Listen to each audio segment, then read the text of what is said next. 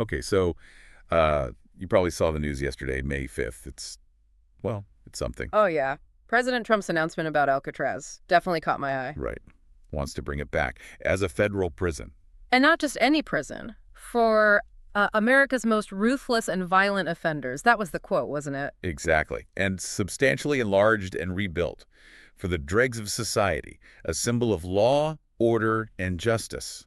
All caps on the justice, you know. It's quite the vision, and the reaction online was pretty much immediate, right? A lot of disbelief, maybe some jokes. Oh, totally. Lots of comparisons to movie plots. Like, people were saying it sounded like something dreamt up during a late-night film binge. Well, funny you should say that, Yeah. because there was this weird timing thing. The PBS movie? Yeah, Escape from Alcatraz apparently aired on a South Florida station the night before, May 4th. No way. Okay, that explains the social media comments then. I saw people like at Hanson Ritta joking about it, and someone else at Matthew Spira basically saying, are we spending billions because someone got bored flipping channels? Yeah. It's a strange coincidence, if it is one. Makes you think about how these cultural things, these stories can seep in. Definitely. Yeah. And when the president was asked about it, he didn't really shy away from the symbolism. He leaned into it, called Alcatraz very strong, very powerful. Mm-hmm. Powerful symbol. But then he told this story about an escapee found with shark bites. Oh, right. I heard about that part. But the thing is, There's no record of it. None at all. So it's like, was it Escape from Alcatraz or maybe Jaws playing in the background too? could be. It adds to the whole mystique, doesn't it? The legend versus the actual facts of Alcatraz. So maybe we should do a quick Alcatraz 101 for anyone who maybe doesn't know the whole backstory. Good idea. So it's that island, right, in San Francisco Bay, about a mile and a quarter offshore. And the water is freezing. The currents are notoriously dangerous. Not exactly welcoming. Not at all. It started as a military fort, then a military prison, before becoming the federal penitentiary everyone knows. That was 1934. And it ran until 1963. Housed some really infamous names. Yeah, Al Capone was there, George Machine Gun Kelly, Robert Stroud. The Birdman of Alcatraz. Though, fun fact, apparently he didn't actually keep birds there. The movie kind of embellished that bit. Right, Hollywood does that. But the main thing was its reputation, wasn't it? The escape-proof prison. Yeah, with the whole brand, yeah. The most secure prison in America. People definitely tried to escape, though. There were attempts. Oh, for sure. 36 men, I think. Oh. Over 14 separate attempts. And the most famous one, the one everyone talks about, is 1962. Frank Morris and the Anglin brothers. That whole story is just incredible. Using spoons or something like chisels to dig through the walls. Making those dummy heads out of soap and toilet paper and hair. Yeah, to fool the guards. And then they just vanished, slipped into the bay on a makeshift raft. And nobody knows for sure what happened.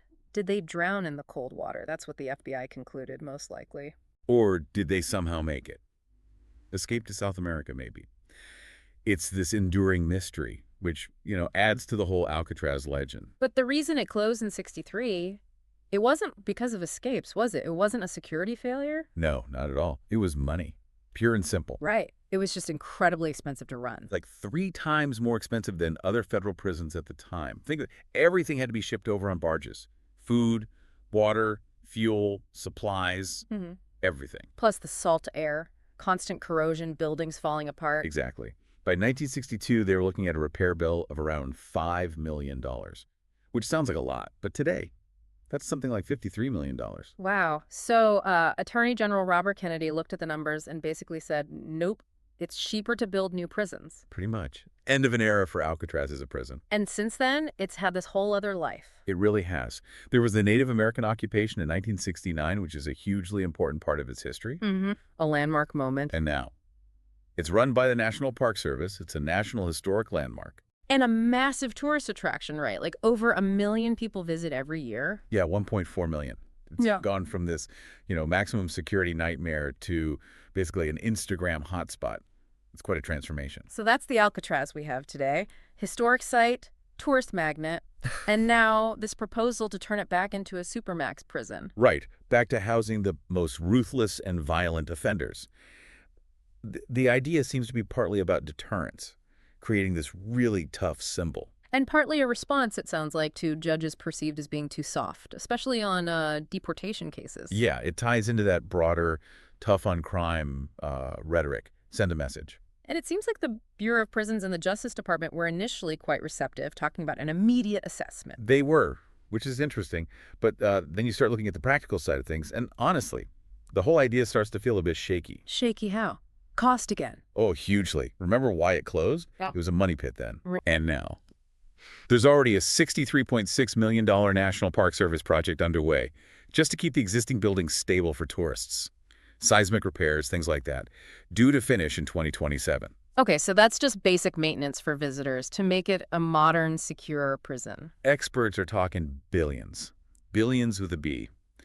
Hugh Hurwitz, a former acting head of the Bureau of Prisons, basically said you'd have to tear it all down and start over.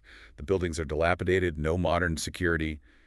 It's just not equipped. And all those logistical problems from the 60s, they haven't gone away, have they? Nope. Still got to barge everything in, still got to deal with water, power, sewage on an island. One historian, Jolene Badiak, who actually grew up on Alcatraz when her dad worked there, she nailed it. The problems are still water and sewage. Basic utilities become a massive headache. Exactly. And then there's the size issue. Right, it was never actually that big, capacity-wise. Peak capacity was maybe 260, 275 inmates, tops. Okay, and the federal prison population today is what? Over 150,000. The entire U.S. incarcerated population is over 2 million. So even if you somehow substantially enlarged Alcatraz, it's a drop in the ocean. It wouldn't make a dent in housing violent offenders or, undocumented immigrants if that was the other angle. It seems like the scale just doesn't match the rhetoric. Not even close. Yes. And that's before you get to the red tape. Yes. The fact that it's a National Historic Landmark run by the Park Service. Exactly. You can't just start pouring concrete. There are environmental laws, preservation laws. It would be a nightmare to navigate. Plus local opposition. You can imagine San Francisco wouldn't be thrilled. Oh, you bet. People like Nancy Pelosi, Scott Wiener, Governor Newsom's office, they've already basically dismissed it. Public reaction seems skeptical at best. Yeah, back to the movie comparisons. Lots of jokes online. Nonstop. Memes about The Rock, the Sean Connery, Nick Cage movie. People joking about needing shark lasers. Yeah. It shows that most people see this as, well, kind of absurd theater. And it's not just the public, right? Experts who know Alcatraz are dubious too. Definitely. Michael Esslinger, a historian who knows the island inside out, called it mostly optics.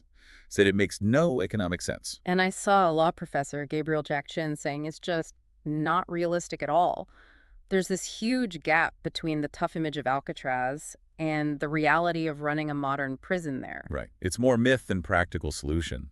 And some are worried it's actually a distraction. How so? Well, Scott Hetchinger, a civil rights attorney, called it a sensational distraction. From things like potential budget cuts to actual, effective anti-crime programs, focusing on this big, flashy idea instead of what might actually work. That's a critical perspective. Even some Republicans seem a bit cautious. Yeah, Congressman Mark Wayne Mullen said he was all about it, but then added the caveat that inmates shouldn't be comfortable, which maybe suggests he doesn't quite grasp how harsh Alcatraz was or would be. Yeah. Comfort wasn't exactly on the menu. So it really comes down to the symbolism, doesn't it?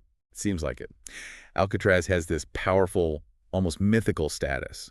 Invoking it taps into this nostalgia for a tougher time, maybe. Appeals to voters worried about crime, even though the FBI's own data shows violent crime has actually been decreasing recently. It feels like a classic Trump move, in a way. Big, bold symbol, lots of headlines, fewer specifics on the how. We've seen similar things before, haven't we? Remember to talk about using Guantanamo Bay for immigrants. That fizzled out when the legal and cost issues became clear. And that idea about deporting American citizens to that huge new prison in El Salvador, CCOT, which sounds wildly unconstitutional. There were even reports he talked to President Bukele about needing more cells there. So these kinds of theatrical proposals aren't entirely new. Not entirely. And the timing here is interesting, too. This Alcatraz announcement came right after some legal setbacks on the immigration front. Like that Texas judge ruling against using the old 1798 Alien Enemies Act for mass deportations. Exactly. So you could almost read this Alcatraz plan as a kind of poke in the eye to the judiciary, the signal of intent, maybe. Regardless of the constitutional reality that, due process under the 5th and 14th Amendments applies to everyone in the U.S. Right. So when you stack it all up, the insane cost, the crumbling buildings, the tiny capacity, the legal hurdles being a national park, the environmental reviews, likely Native American concerns, the public backlash. It just seems Highly unlikely, impractical, at the yeah, very least. extremely. But maybe practicality isn't the main point here. Maybe it's all about the power of that symbol. Using the mystique of the rock to rally the base, grab headlines, look tough, even if the plan itself never actually gets off the ground. And the Bureau of Prisons is still, apparently, doing its assessment as of yesterday, May 6th. So the wheels are technically turning. Technically. Well, But probably best not to hold your breath waiting for construction crews to land on Alcatraz. probably not. It really makes you think, doesn't it? About that line between, political symbolism and practical governing. Where does this fit? What's the real goal? And is it even remotely achievable? Lots to chew on there.